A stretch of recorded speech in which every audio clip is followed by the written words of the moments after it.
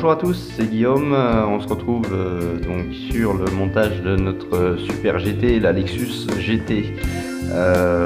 Non, pas Lexus GT, Lexus SC430. Donc avant de commencer, je voulais vous montrer mes petits achats, je fais la petite parenthèse avant la vidéo. Donc j'ai fait l'acquisition de ce produit AirWash Cleaner, tout simplement pour faciliter mes sessions de nettoyage d'aéro. J'ai également fait l'acquisition de cette peinture XF4, donc c'est un jaune vert. Donc là je vais pas l'utiliser sur la Lexus, mais c'est prévu en fait sur la 206. Qu'est-ce que j'ai prévu d'autre? Qu'est-ce que j'ai acheté d'autre? J'ai acheté ceci, de la bande cache 3 mm curve, donc on va pouvoir faire les arrondis de ligne. Donc ça, je l'ai acheté pour faire le masquage des différentes parties de notre Lexus.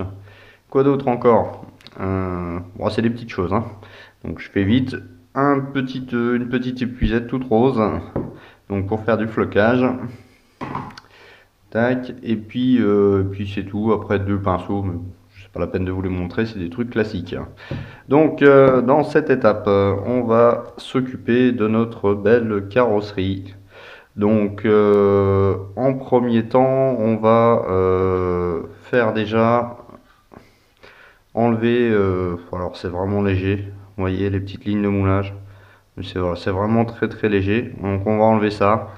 Une fois que ça sera fait, on viendra passer du primeur sur toute la carrosserie. La carrosserie, voilà, je vous montre, j'ai dégrappé tous les petits bouts, donc vous voyez, il y en a pas mal. Donc en fin de compte, sur cette carrosserie, on a des petites pièces qui vont venir se loger ici et ici, ainsi qu'un morceau d'aile là qui est composé en deux parties, mais auparavant on va venir peindre ça en noir. Donc on a du boulot, on a vraiment beaucoup de boulot. Je ne sais pas comment je vais faire, à mon avis je vais sûrement faire 2 ou 3 vidéos sur le montage de cette carrosserie. Voilà, donc je prépare tout et puis on se retrouve tout de suite après. Voilà, j'ai tout préparé au niveau du ponçage. Donc bon, bah, comme vous avez l'habitude, on va surligner les fameuses lignes de moulage. Alors il va falloir faire attention. Pourquoi? Parce que j'ai comme des petits rivets qui sont à côté de la ligne de moulage, donc il va falloir faire attention. Donc la ligne de moulage vient du devant jusque l'aile, donc bien entendu il y a aussi de l'autre côté. Tac.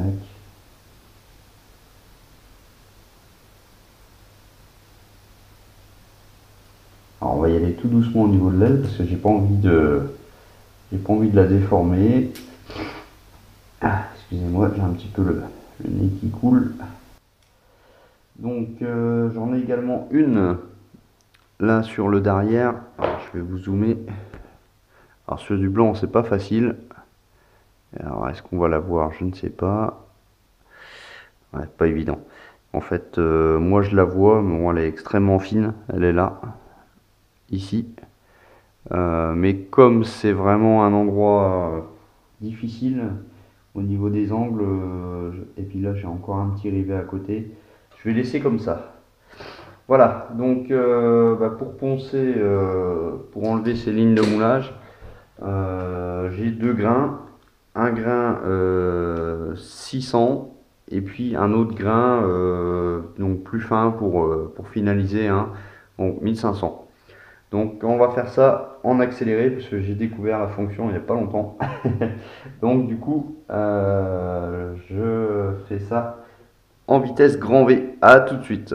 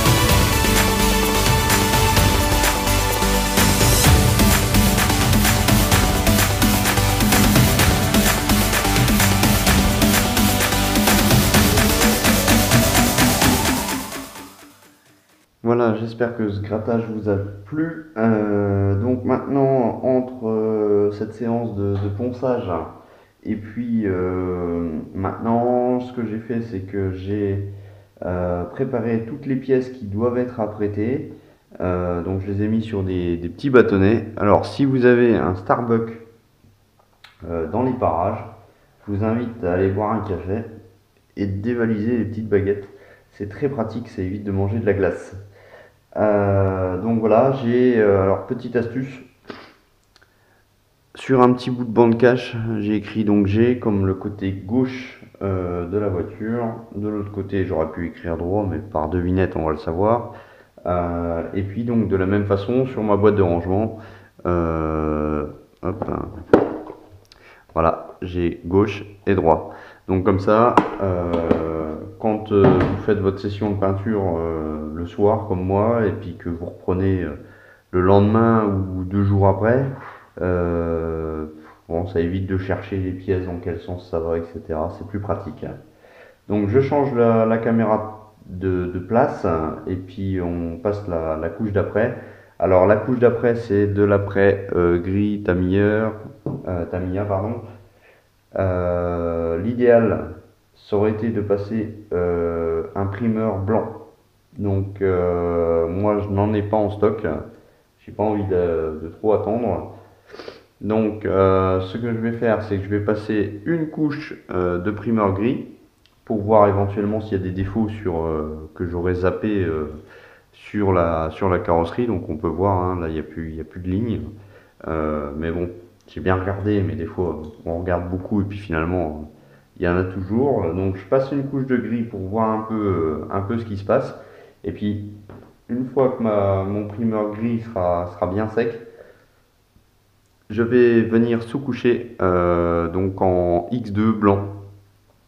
Donc en fait on va retrouver exactement ça, mais avec un grain qui va permettre la couche d'accroche. Parce que le gris c'est pas vraiment un problème, mais les parties rouges, je vous montre ça. Hier j'ai fait un petit test dans mon coin. Voilà, j'ai fait 2 cuillères de X7. Alors je vais vous zoomer un peu. Et donc, alors attendez que je fasse pas d'erreur. Donc là en fait j'ai passé une couche de primeur et mon rouge. Et là j'ai passé une couche de primeur, une sous-couche de blanc, plus mon rouge. Donc on voit bien que la cuillère de gauche est un tout petit peu lumineux, un petit peu plus lumineux. Donc on va faire le même principe, primeur gris et sous-couche blanc. Allez, je change la caméra.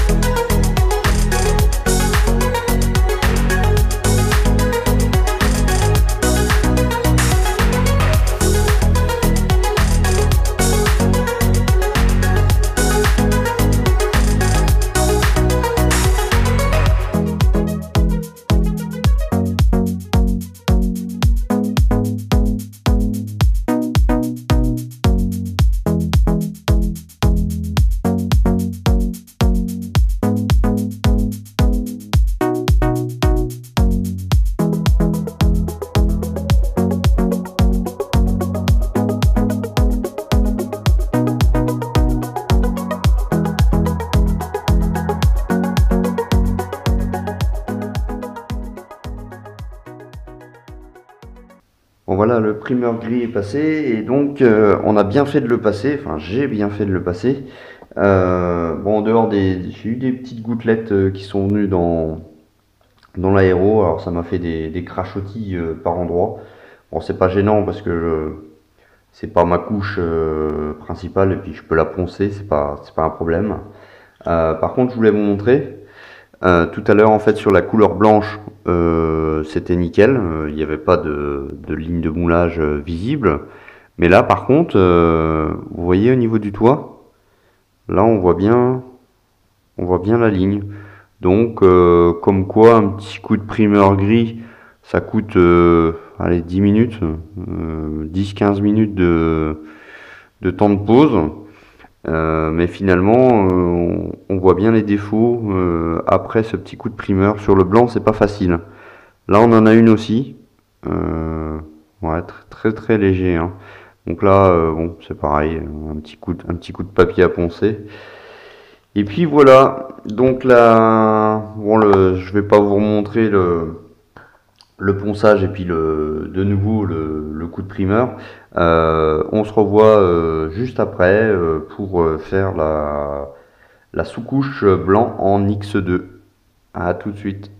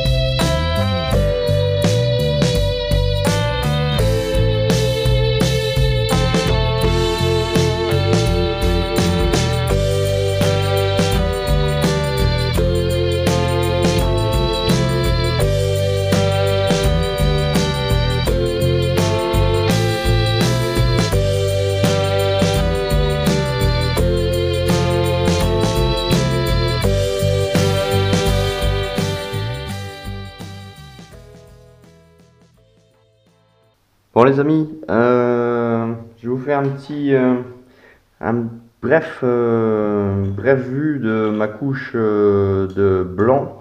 Alors j'ai passé qu'une seule couche de X8, hein, je vous le rappelle. Pourquoi? Parce que tout simplement, d'après donc Stéphane, que je remercie au passage sur le forum, il a eu des soucis en fait sur le blanc brillant et une couche après de lac. Donc les bombes en TS, hein, TS13, etc. Donc du coup, je vais pas tenter le diable. Je vais d'abord faire des tests sur une petite cuillère. Là, j'ai encore une cuillère avec un primeur. Donc je vais passer un coup de blanc et puis passer un petit coup de bombe par-dessus pour voir comment que ça se comporte au niveau compatibilité, au niveau de la teinte. Si ça se passe bien, je repasserai une deuxième couche de blanc parce que là elle est pas, on voit encore du gris, hein, sur la carrosserie. J'ai également fait toutes les pièces de carrosserie pareil en primeur gris plus blanc. Donc je vais voir un peu ce que ça donne et puis on se retrouve bientôt pour la suite de cette carrosserie. Donc je vais vous dire comme d'habitude, si vous avez aimé cette vidéo, laissez-moi des pouces en l'air. J'ai testé sur cette nouvelle vidéo des effets, des musiques. J'espère que ça vous plaira. Dites-moi-le dans les commentaires si ça vous plaît. Et puis la prochaine étape, on continue la carrosserie. Merci beaucoup d'avoir visionné cette vidéo. À la prochaine, ciao, bye bye.